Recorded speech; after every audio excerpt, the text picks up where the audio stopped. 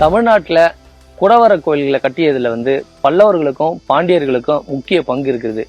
இதுல மகர தோரணமுடைய ஒரு குடவர கோயில் விழுப்புரம் அருகே இருக்கக்கூடிய ஒரு பகுதியில் அமைஞ்சிருக்குது. அது எங்க அமைஞ்சிருக்குது, எப்படி வடிவமைக்கப்பட்டிருக்குது, அதனுடைய சிறப்புகள் என்ன குறித்து தற்போது பார்க்கலாம்.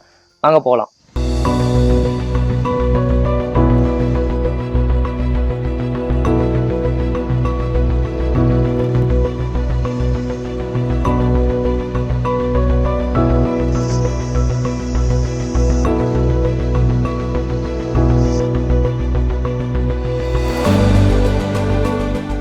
பல்லவ மன்னன் முதலாம் மகேந்திரவர்மன் போர்ல சிற்றரசுல வென்ற ஞாபகமாகவும் அதனை கொண்டாடும் விதமாக சிவனுக்கு ஒரு கோயிலை கட்டணும் முடிவெடுக்கிறாங்க.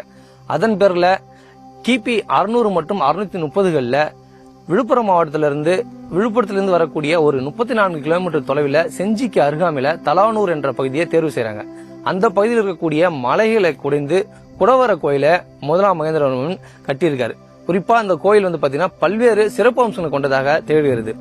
நாம இந்த கோயில்ல பார்க்கலாம். அதாவது கோயிலுடைய முகப்பு வாயில நீங்க நேரடியா பார்க்கலாம். 2 துவார பாலர்கள் வரும் முகப்பிலே செதுக்கப்பட்டிருக்கும். இந்த 2 துவார பாலர்களும் அழகான ஒரு வடிவத்துல வடிவமைக்கப்பட்டிருக்கும். அதுல இடப்புறமா இருக்கக்கூடிய துவார பாலகர் கையில ஒரு கட்டையின் மீது தாங்கிய வாரம், இடது கையை இடுப்பில் வைத்தவாறும் வடிவமைக்கப்பட்டிருக்கும். அதே போன்று வலப்புறத்தில் இருக்கக்கூடிய துவார பாலகர் கையை மேலே உயர்த்தியவாறும், இடது கையை இடுப்பில் வைத்தவாறு வடிவமைக்கப்பட்டிருக்கிறது. இந்த 2 சிலைகளும் ஒரே பாறையில வடிவமைக்கப்பட்டிருக்கக்கூடிய ஒரு சிலைகளாக தான் காணப்படுகிறது.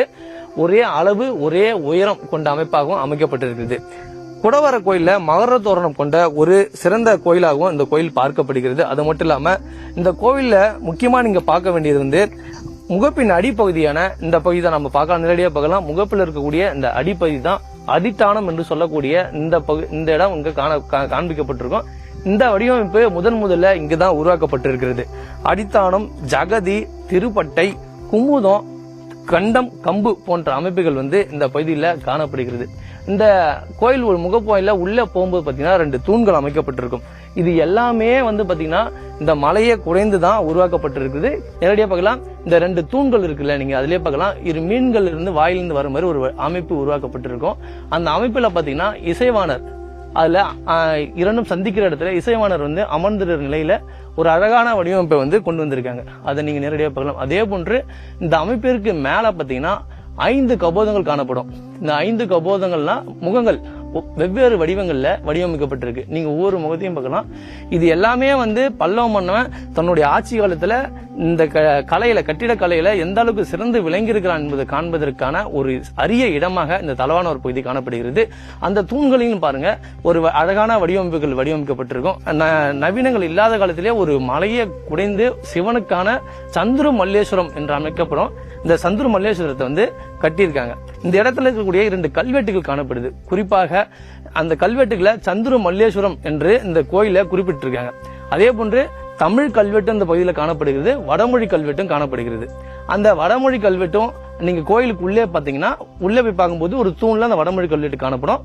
வெளியில இந்த துவாரபாலகருக்கு பக்கத்துல தமிழ் மொழி கல்வெட்டும் காணப்படுகிறது. இதுல இசை கல்வெட்டும் அமைக்கப்பட்டிருக்கு. இதனை இந்த கோயிலுடைய முக்கிய சிறப்பாக பார்க்கப்படுகிறது.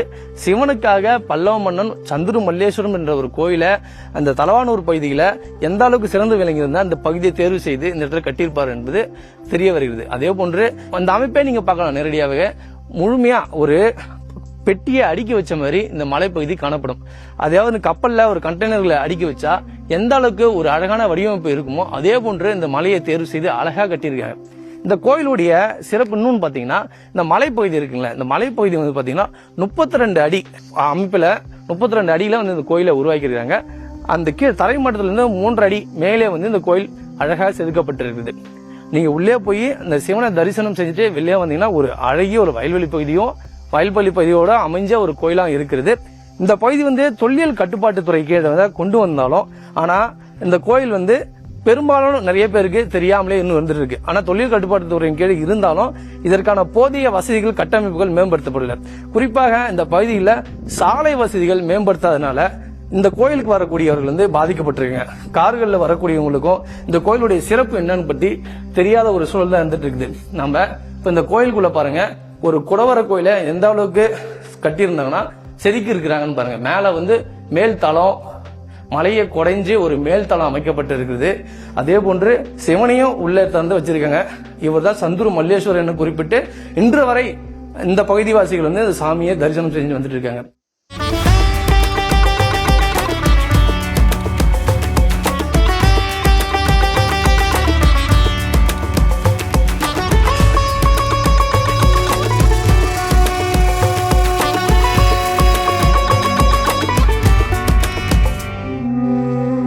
இந்த முகப்பாயில பாருங்க அழகான ஒரு தூண்கள் அமைக்கப்பட்டிருக்கு. இந்த தூண்கள்ல வடிவமைப்புகள் அமைக்கப்பட்டிருக்கு. இது வந்து பாடல் கல்வெட்டுன்னு சொல்றாங்க. இந்த பாடல் கல்வெட்டுகள் மூலம் இந்த கோயிலுடைய சிறப்புகளை வந்து நமக்கு தெரிய வருது. அதே போன்று இந்த முகப்புல இருக்கக்கூடிய 2 துவார பாலகர்கள் போலவே இந்த கோயில் கருவறையில சிவனுக்கு உள்ளே செல்லக்கூடிய பகுதிகளில் பாத்தீங்கன்னா 2 துவாரபாலகர்கள் அமைக்கப்பட்டிருக்காங்க. அந்த 2 துவார பாலகர்களும் ஒரே வடிவமைப்பில் தான் செதுக்கப்பட்டிருக்கு. ஒரே அளவு தான். நீங்க இடப்புறம் என்ன அளவு எடுத்தாலும் அதே அளவு தான் இருக்கும். வலப்புறம் என்ன அளவு எடுத்தாலும் அதே அளவில் தான் வந்து இந்த கோயில் வடிவமைக்கப்பட்டிருக்கு. சிவன் பிரம்மாண்டமாக அழகான ஒரு ரூபத்துல காட்சி தருகிறார். இதை பல்வேறு நபர்கள் வந்து பார்த்துட்டு போனாலும் போதிய அளவுக்கு இந்த கோயிலை வந்து தரிசிப்பதற்கான ஏற்பாடுகள் செய்யாதனால பெரும்பாலான சுற்றுலா பயணிகள் அது மட்டும் இல்லாம இந்த கோயிலை தரிசனம் செய்யக்கூடியவர்கள் வந்து இந்த பகுதிக்கு செல்லக்கூடிய ஒரு முடியாத சூழல் இருக்கு. இந்த கோயில் இருக்க அந்த சிவன் சந்துரு மல்லேஸ்வரர் சிவன் இருக்கக்கூடிய இந்த பகுதிக்கு மேல கூட பாருங்க எந்த அளவுக்கு ஒரு மலையை குடைஞ்சி அழகான ஒரு சுவர் போன்று அதை செதுக்கி வடிவமைச்சிருக்காங்கன்னு உங்களுக்கு நேரடியாவே தெரியும்.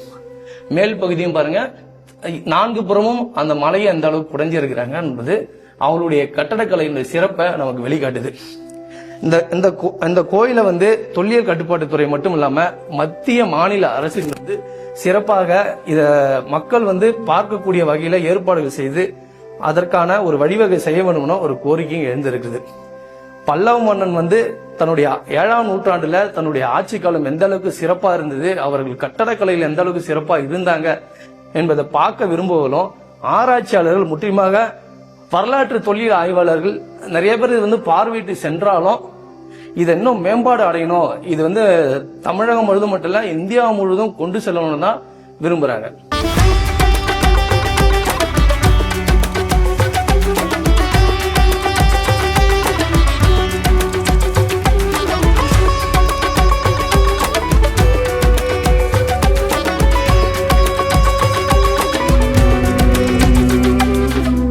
பல்லவ மன்னன் 1ஆம் மகேந்திரவர்மன் சந்துரு மல்லேஸ்வரர் என்ற சிவன் கோயில தலவானூர் பகுதியில கட்டியிருந்தாலும் இந்த குடவர கோயில் கட்டப்பட்டிருக்கக்கூடிய இந்த மலைப்பகுதிக்கு மேலாக வந்து பாத்தீங்கன்னா சமணர்கள் வாழ்ந்ததற்கான தடயங்கள் இருக்கிறது. அதை நீங்க நேரடியாக பார்க்கலாம். சமணர்கள் மேலே சென்று தியானம் செயற்கொள்வதற்கும் அதற்கு நடந்து செல்வதற்கு அந்த மலைப்பகுதிகளை செதுக்கி படிக்கட்டுகளும் உருவாக்கியிருக்காங்க. இதுல எப்பவுமே பார்த்து நடந்து மேல வரும். முதியோர்கள் வயதானவர்கள் வந்து நடந்து மேல ஏறதுக்கு ரொம்ப கஷ்டமாக இருக்கும். இந்த பகுதியில் நம்ம மேல போய் பார்த்தோம்னா சமணர்கள் இருக்கக்கூடிய பகுதி காணப்படுகிறது. இதுக்கான படிக்கட்டுகள் அமைக்கப்பட்டிருக்கு.